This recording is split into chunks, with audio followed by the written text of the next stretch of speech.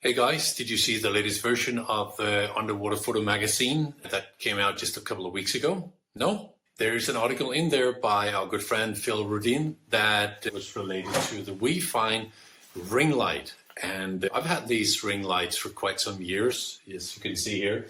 I have been using ring lights since I was a young guy in a photo studio because you can make a smooth and very nice lighting on a face with them, which is great for fashion photography. So when these started to come out for underwater use, I was quite thrilled.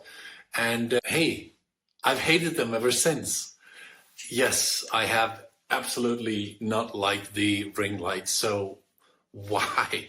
The thing is, I think I've had to learn to use them, and I thought I'd just give you a couple of hints on how I've evolved in that. I'm not going to go into details with the specs of this Weefine Ring Light because you can just read the article from Phil. It's great and it covers all that. I want to talk to you about how to use it. This light, obviously the lens goes here, right? Many of you who have an iPhone have seen these ring lights that you can put your iPhone into, and then you can film yourself and you look great. You have smooth skin. And that's because the light is very smooth and very close to your face, and it eradicates all shadows and makes a very flat, like Xerox copy lighting on your subject. And that's nice because that gives strong colors, and it removes all shadows, and it gives an even light, so you get all the details of a subject. And that's great because you can then use it on your macro shots, and you can do a macro with it. In Phil's article, it says that it can be used for up to 45 centimeters or something, which is total bollocks. You can use this close, and that's it. And that's how you should use it. That's why I absolutely hated it. Imagine this is a ring light. You have the subject here. Now the light covers so much of the subject, right? Imagine you take this one far away. Then this will even end. It will be like a spotlight.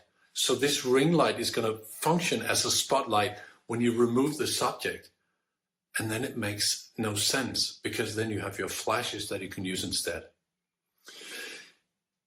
So this light works when you're really close to something. That's where it has its benefits. The thing is that it goes around the lens and it shoots the light from the lens towards the subject, and that means you get a lot of backscatter if you're too far away because there's always particles in water. You have clear water and you have less clear water, but you always have particles in water. So if you're close to the subject, there will be less particles. But if you're just a little bit further away, it's going to be murky. It's going to be fluffy because it's going to light up all air particles and stuff in the water.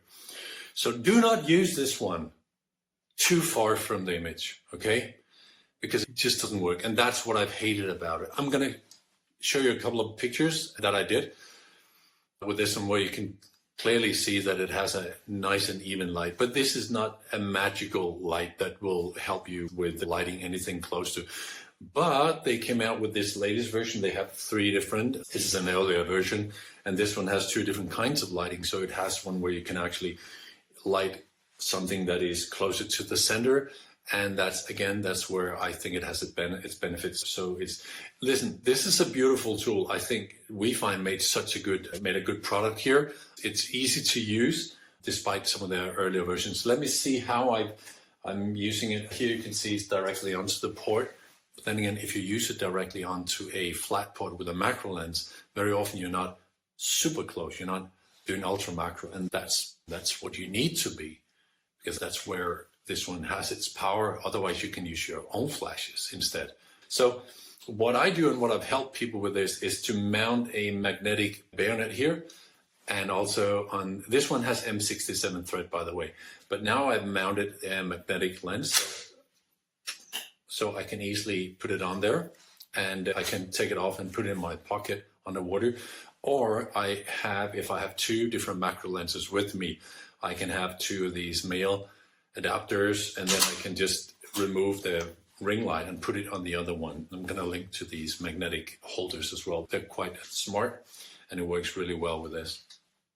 Because the thing is, when you use this, it's quite compact. You can make a really compact system without the arms, without the lights, and that's what people think, right? So they put this one on and I have a compact setup, and then they go down and they think they can shoot pound, and they can't. It's stupid lighting.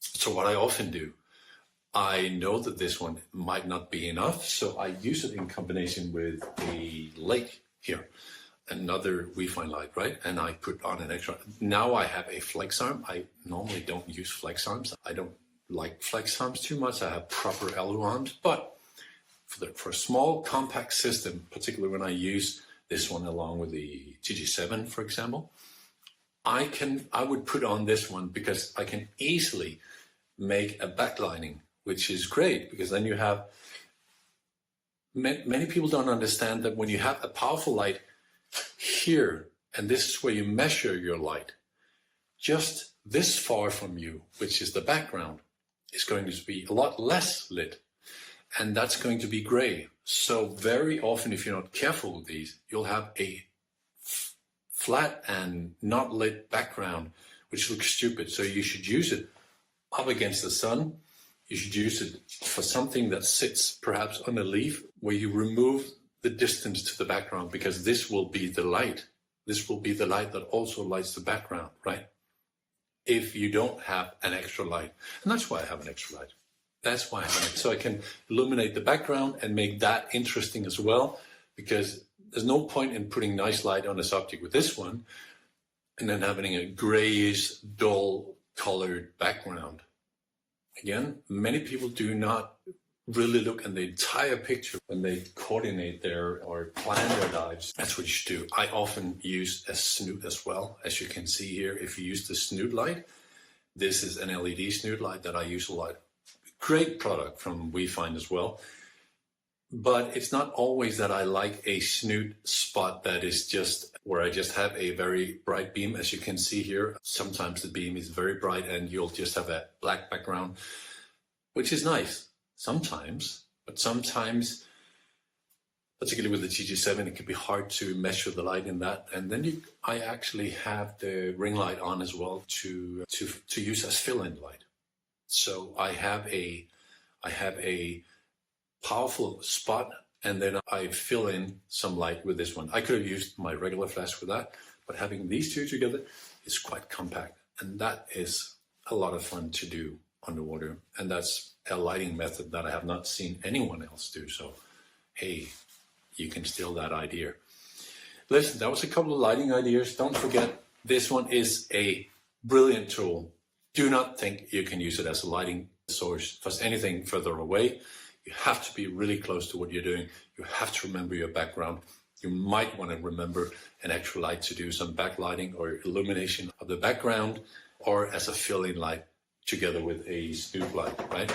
So that was a lot of information on a short time. I hope you can digest it and have a lot of fun with the Weefine Ring Light.